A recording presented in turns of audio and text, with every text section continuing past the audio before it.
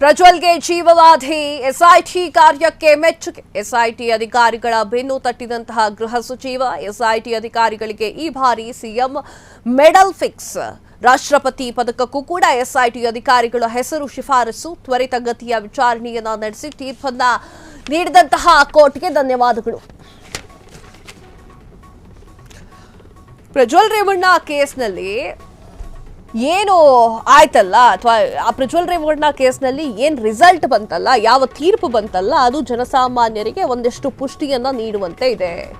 ಅದಂತೂ ಸತ್ಯ. ಎಷ್ಟೇ ಕೋಟಿ ಇದ್ರೂ ತಪ್ಪು ಮಾಡಿದವನಿಗೆ ಶಿಕ್ಷೆ ಆಗುತ್ತೆ ಅನ್ನೋದನ್ನ ಈ ಒಂದೇ ಒಂದು ಕೇಸಲ್ಲಿ ನಿರೂಪಣೆ ಆದಂಗೆ ಕಾಣಿಸ್ತಾ ಇದೆ. ಪ್ರಜ್ವಲ್ ರೇವಣ್ಣ ಅವರು ಎಷ್ಟೇ ದೊಡ್ಡ ರಾಜಕಾರಣಿಗಳ ಕುಟುಂಬದಿಂದ ಬಂದಿದ್ರು ಕೂಡ ತಪ್ಪು ಮಾಡಿದ್ರೆ ತಪ್ಪೇ ಅಂತ ಹೇಳಿ ಕೋರ್ಟ್ ಕೊಟ್ಟಿರುವಂಥದ್ದು.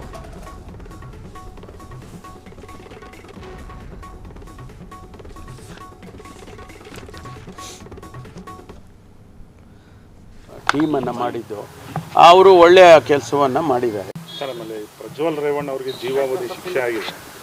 ಸರ್ಕಾರನೂ ಮೊದಲನೇದಾಗಿ ನಾನು ನಮ್ಮ ಪೊಲೀಸ್ ಇಲಾಖೆಯಲ್ಲಿ ವಿಶೇಷವಾಗಿ COD ಅವರಿಗೆ ಅವ್ರು ಮಾಡಿರ್ತಕ್ಕಂಥ ಉತ್ತಮವಾದ ಕೆಲಸದ ಬಗ್ಗೆ ಅಭಿನಂದನೆ ಸಲ್ಲಿಸ್ತೇನೆ.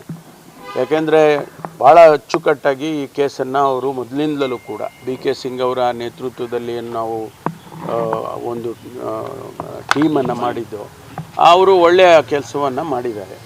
ಎಲ್ಲ ರೀತಿಯ ಎವಿಡೆನ್ಸ್ಗಳನ್ನು ಅವರು ಕೊಟ್ಟಿದ್ದಾರೆ. ಹಾಗಾಗಿ ನ್ಯಾಯಾಧೀಶರು ತೀರ್ಮಾನ ತಗೊಳ್ಳೋದಕ್ಕೆ ಅನುಕೂಲ ಆಯಿತು ಅಂಥೇಳಿ ನಾನು ಅಂದ್ಕೊಳ್ತೇನೆ.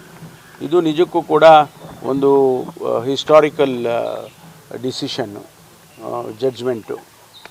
ಅದರಿಂದ ನಮಗೆ ಪೊಲೀಸ್ ಇಲಾಖೆಗೆ ಒಂದು ಒಳ್ಳೆಯ ಕೀರ್ತಿ ಬಂದಾಗ ಆಗಿದೆ. ಸರ್, ಆಮೇಲೆ ಕಡಿಮೆ ಅವಧಿಯಲ್ಲಿ ಇಂಥದ್ದೊಂದು ಕೇಸು ಇತ್ಯರ್ಥ ಆಗಿದೆ ಸರ್. ಪೊಲೀಸರು ಕೂಡ ಬಹಳಷ್ಟು ಚುರುಕಾಗಿ ಮಾಡಿದ್ದಾರೆ.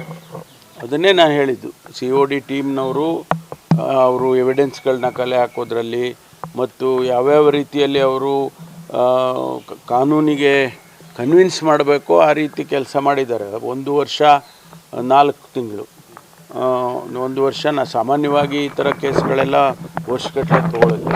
ಅಂಥದ್ರಲ್ಲಿ ಅವರು 1 ವರ್ಷ 4 ತಿಂಗಳಲ್ಲಿ ಮಾಡಿದ್ದಾರೆ. ಹಾಗಾಗಿ ಅವರಿಗೆ ನಾನು ಅಭಿನಂದನೆಯನ್ನು ಹೇಳಲೇಬೇಕು. ಕ್ಷಣ ಕ್ಷಣದ ಸುದ್ದಿಗಳಿಗಾಗಿ ಫ್ರೀಡಂ ಟಿವಿ ಸಬ್ಸ್ಕ್ರೈಬ್ ಮಾಡಿ, ಲೈಕ್ ಮಾಡಿ ಹಾಗೂ ಫಾಲೋ ಮಾಡಿ. ಹೊಸ ಸುದ್ದಿಗಳ ನೋಟಿಫಿಕೇಶನ್ಗಾಗಿ ಬೆಲ್ ಐಕಾನ್ ಮೇಲೆ ಕ್ಲಿಕ್ ಮಾಡಿ.